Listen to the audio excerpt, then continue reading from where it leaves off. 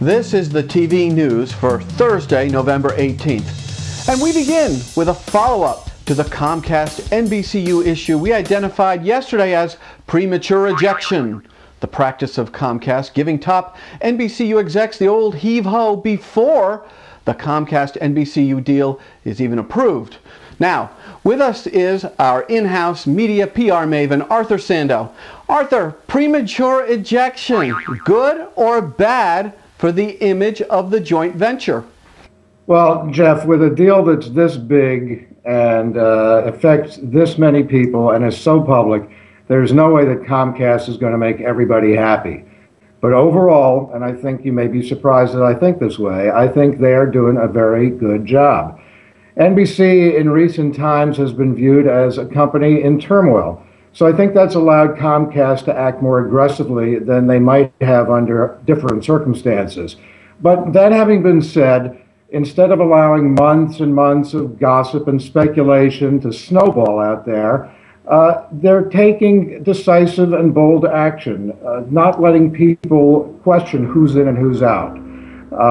They're projecting an image of strength and knowledge, that they're committed to making the moves necessary to take NBC on a new path. They're presenting their CEO, Steve Burke, as a person who has deep roots in television, a man who's taking reasoned but decisive action. The organizational moves that they're making, expanding the portfolios of Bonnie Hammer and Laura Zalaznick, bringing in talent like Bob Greenblatt and Ted Harbert, restating their commitment to pros that they have in the shop, like Dick Ebersol and Steve Kappas. That's taken the sting out of the exiting of Jeff Zucker and Jeff Gaspin.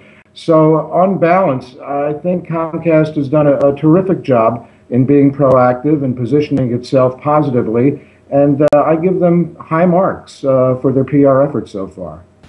Well, Arthur, it's not often that we diverge on opinion. In fact, I'll precurse it with, I agree with a lot of what you're saying. I just think there's one public that they have not done the best job with, and that's the government sector. And when Senator Bernie Sanders writes to the FCC and cites premature ejection as one of the reasons why the FCC should step in right here, right now, and block it, I'm not sure if that strategy really helps them.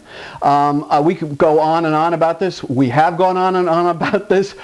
We had to be separated. Well, we're separated by 3,000 miles, but let's not open that can of worms. So, you know what? We will agree to disagree, and we look forward to seeing you in the very, very near future right back here on the TV News.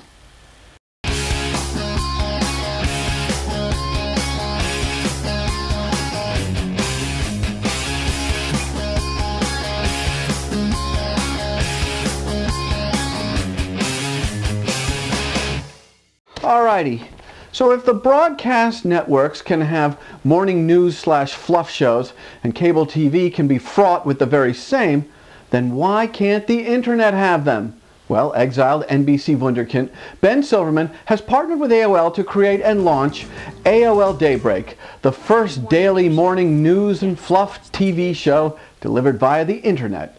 Silverman calls AOL Daybreak approachable media in a dynamic medium. You know, I wish I had thought to launch an internet news type show that had a touch of fun. I don't know. Maybe next life. Hey, remember back on Tuesday when we presented dueling cord-cutting research studies? Well, I got a lot of good feedback on that one. Now Kagan has weighed in on the notion of, is cord-cutting actually happening or not happening?